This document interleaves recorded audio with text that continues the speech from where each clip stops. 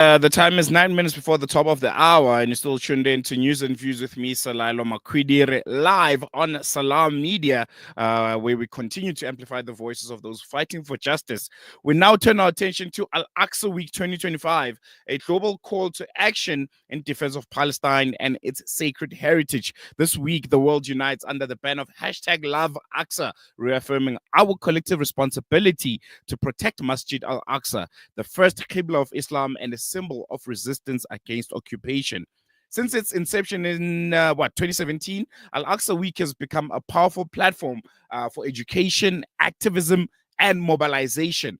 But this year, the urgency is greater than ever. Amid the ongoing genocide in Gaza, the creeping annexation of the West Bank, and increased Israeli violations of Al-Aqsa itself. Today, we are joined by Khalid, Vawda, founder of Social Intifada, to discuss the significance of Al-Aqsa Week, the current state of Palestine, and how communities worldwide can play an active role in this movement, particularly here in South Africa, one country in the world which has proven that it's head and shoulders above everyone else when it comes to solidarity with the people of Palestine. And as always, want to hear from you. You can call us on 0116800355 or send us a WhatsApp on 061-766-0355. And we are now joined by Khalid Vawda, founder of Social Intifada. Khalid, assalamu alaikum. Jazakallah so much for joining us. Always a pleasure having you here on Salam Media. Walaikum salam wa rahmatullah. Jazakallah khair for having me. Al-Aqsa Week, established in 2017, where, what's currently happening in Palestine was a bit different to what we have witnessed now since the 7th of October. Maybe I should rephrase this question. Should the primary objectives of Aqsa Week and what it stands for change, considering the times that we find ourselves in contrast to when to its inception back in 2017? Yes and no. I would say no, because the centrality of Masjid al-Aqsa to what's happening in Palestine, what's happening in Gaza, what's unfolded over the last 15 months, Masjid al-Aqsa is very central to that. The operation that was set out, the resistance operation by Hamas on October the 7th, was called Tufan al-Aqsa, the flood of al-Aqsa, in defense of Masjid al-Aqsa. And if you jog your memory back to what Ismail Haniyeh had to say at the launch of the October 7th operation, one of the objectives was the repeated incursions into Masjid al-Aqsa, the aggressions against the worshippers at Masjid al-Aqsa by the Israelis. This was one of the three reasons behind the Tufan al-Aqsa operation. So Masjid al-Aqsa is central. You hear Palestinians in Gaza talking about Masjid al-Aqsa. Almost every home is adorned with pictures of Masjid al-Aqsa. And we know that repeatedly Palestinians have put their lives on the line for the defense of the land and for the defense of Masjid al-Aqsa. So understandably, given that we've witnessed a live stream genocide over the last 15 to 16 months, the focus is on Gaza. But if you speak to the people of Gaza, the focus is on Masjid al-Aqsa. So they are intertwined. There's no separation between them. And this is something that Palestinians make no distinction with. No, definitely. And one thing that stands out is this year's Al-Aqsa Week takes place against, I think, what one can call a backdrop of this ongoing genocide in Gaza and, the so-called, as you mentioned, Battle of Al-Aqsa flood. How does this affect the urgency and tone of this year's activism? There's a lot of focus this year on, obviously, tying into what's happened in Gaza. And any talk of Masjid al-Aqsa, any defense of Masjid al-Aqsa, any talk around Masjid al-Aqsa Week, bringing the focus onto Masjid al-Aqsa always revolves around the people of Palestine. So if the people of Palestine are involved in the struggle in whichever way, shape or form, i.e. the example of the genocide in Gaza, or secondly, we've got now the heavy incursions taking place in the West Bank by the Israelis. Many Palestinians have been shaheed in Jenin. The refugee camp is under its worst siege since 2002, when we know Israel flattened a big portion of the center of the refugee camp and killed loads of people. So the people of the West Bank are resisting right now, and the focus, while our focus has been on Gaza, and rightly so for the last 15 months, I would urge viewers and listeners to keep their eyes on Jenin, because we potentially looking at an incursion into Jenin because of the embarrassment of the fact that Israel had to come to the negotiating table, and the scenes that you're witnessing in Gaza of people now actually from Monday, when you saw the pictures of people going back to the north, this was something that went against Israel's objectives.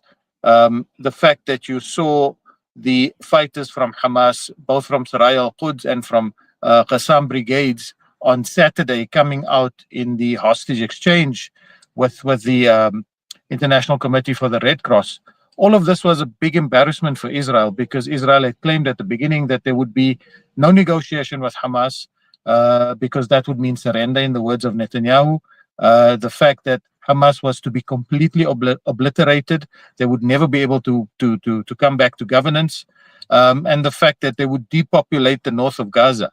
Now, all of this has not happened for Israel. So that's why you're seeing scenes of Palestinians holding up the victory sign as they're moving all the way from the south back to the north. So in light of that, there's a real fear and a concern that Israel would kind of revise its operations on the West Bank. There's also been talk within the analyst circles of a deal being struck with Donald Trump and Benjamin Netanyahu, in that if Israel pulls back and stops the genocide in Gaza, large areas of the West Bank would be open to them for occupation. So potentially we are seeing that take place right now in Jenin, and it could escalate further. However, there's very strong resistance in the West Bank. So we know this from the previous intifadas as well. We know this from during the current genocide, when clashes were taking place, when there was resistance operations taking place in the West Bank. We know that people in the West Bank will not just sit by idly while this happens. No, definitely. What would you say are some of the most impactful ways in which ordinary people, especially young people here in South Africa and across the world, can get involved when it comes to the protection of Masjid Al-Aqsa, and raising awareness to those that might not know its significance, and what's currently happening, to Masjid Al-Aqsa and the objectives of the Israeli occupying forces? So primarily, we'd start off with education, and it doesn't have to be a PhD level education. Educate yourself about Masjid al-Aqsa. Educate yourself about the centrality of Masjid al-Aqsa in Palestine, the fact that Masjid al-Aqsa is Islam's third holiest site. Why? Understand what the Hadith says about Masjid al-Aqsa. Understand the many, many narrations from the Prophet ﷺ about Palestine, about Beit al-Maqdis, which is in English Jerusalem, and the areas surrounding that. Understand what the Quran says about Beit al-Maqdis, about Al-Quds and Al-Aqsa. Thereafter, look at what the aggressions are that have been taking place directly against Masjid al-Aqsa. We've got many people from South Africa who travel to Palestine. May Allah reward them. We've got people who go there during Ramadan as well. Engage them, speak to them, find out from them what the challenges were that they faced when they traveled to Palestine. This would give you a real view. Thirdly, speak to people, speak to Palestinians who are in South Africa if you have access to Palestinians, especially people from the West Bank. Ask them about their experiences. Fourthly, keep Masjid al-Aqsa foremost, in that when you understand the aggressions from the second suggestion that I made, you would understand why the Zionists want Masjid al-Aqsa. This is very important to understand. So this is something that is being advanced, which was kind of a fringe right-wing view in the 90s. It's now become quite center within Israeli society. So you're seeing more and more of the settlers and the radicals and the Jewish Zionists coming on board onto the Haram of Masjid al-Aqsa, performing rituals on there. They are normally accompanied by Israeli police. So it becomes quite contentious whenever they do come on board. And these have been increasing in number, in addition to the excavations that have been taking place beneath Masjid al-Aqsa for many years now. So understand all of those and understand how Israel now politically is trying to cement itself within the region, so that the occupation can take hold, and specifically coming into Jerusalem, when they block Palestinians from accessing Masjid al-Aqsa, with the depopulation that they're trying to undertake in East Jerusalem, where families are being evicted, to change the demographics of Al-Quds in Jerusalem so that it appears to be more Jewish and not Muslim. So there's all of these dangers. It starts with education. There's loads of material available to read, to access on YouTube, to access on Instagram, to access on TikTok. Feel free to get in touch with us at any one of our social media handles. Palestine Information Network has a wealth of information. Access them as well. Speaking on yourselves, Social Intifada, are there some key events and initiatives happening as part of Al-Aqsa Week 2025 that people should be looking out for? Well, we've just concluded an international global online solidarity event for Palestine, which was streamed live on Sunday evening. The video is available on YouTube, and individual talks from all of the speakers from about, I think, 6 or 7 different countries.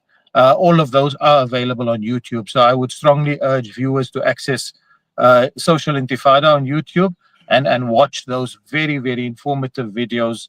They're not long, they're segmented into 10 to 12 minutes, and they are highly beneficial for the viewers. No, definitely. I think we're going to leave on that note. Khalid, Jazakallah so much for giving us your time. Really, really appreciate it. It's a pleasure. There we go. We're going to take a quick break. When we come back, news and views continues.